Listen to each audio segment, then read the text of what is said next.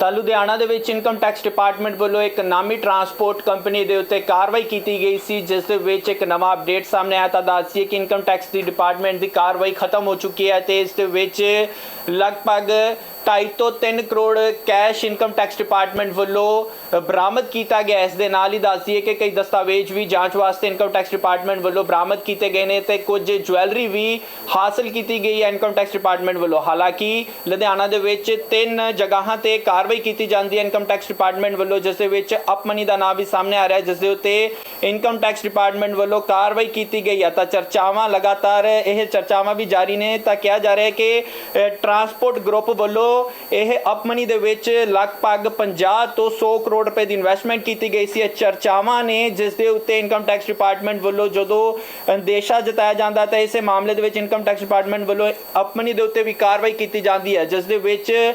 ਵੱਡਾ ਅਪਡੇਟ ਸਾਹਮਣੇ ਆ ਰਿਹਾ ਹੈ ਕਿ 2 ਤੋਂ 3 ਕਰੋੜ ਤੋਂ ਵੱਧ ਦਾ ਕੈਸ਼ ਇਨਕਮ ਟੈਕਸ ਡਿਪਾਰਟਮੈਂਟ ਵੱਲੋਂ ਬਰਾਮਦ ਕਰ ਲਿੱਤਾ ਗਿਆ ਤੇ ਕੁਝ ਜੁਐਲਰੀ ਵੀ ਇਨਕਮ ਟੈਕਸ ਡਿਪਾਰਟਮੈਂਟ ਵੱਲੋਂ ਬਰਾਮਦ ਕੀਤੀ ਗਈ ਹੈ ਤੇ ਕੁਝ ਦਸਤਾਵੇਜ਼ ਜਾਂਚ ਵਾਸਤੇ ਆਪਣੇ ਕੋਲ ਰੱਖੇ ਗਏ ਨੇ। ਹਾਲਾਂਕਿ ਇਹ ਉਦੋਂ ਹੀ ਪੁਸ਼ਟੀ ਕੀਤੀ ਜਾ ਸਕਦੀ ਹੈ ਸਾਰੇ ਮਾਮਲੇ ਜਦ ਤੱਕ ਕੋਈ ਸਰਕਾਰੀ ਬਿਆਨ ਸਾਹਮਣੇ ਨਹੀਂ ਆਉਂਦਾ। ਤਾਂ ਦੱਸ ਦਈਏ ਕਿ ਸੂਤਰਾਂ ਮੁਤਾਬਕ ਇਹ ਵੀ ਖਬਰ ਸਾਹਮਣੇ ਆ ਰਹੀ ਹੈ ਕਿ ਕਾਫੀ ਲੰਬੇ ਸਮੇਂ ਤੋਂ ਇਨਕਮ ਟੈਕਸ ਡਿਪਾਰਟਮੈਂਟ ਵੱਲੋਂ ਇਹ ਕਾਰਵਾਈ ਕੀਤੀ ਜਾ ਰਹੀ ਸੀ। ਟੈਕਸ ਦੀ ਹੇਰ-ਫੇਰ ਨੂੰ ਲੈ ਕੇ ਅੰਦੇਸ਼ੇ ਜਤਾਏ ਜਾ ਰਹੇ ਸਨ, ਜਿਸ ਤੋਂ ਬਾਅਦ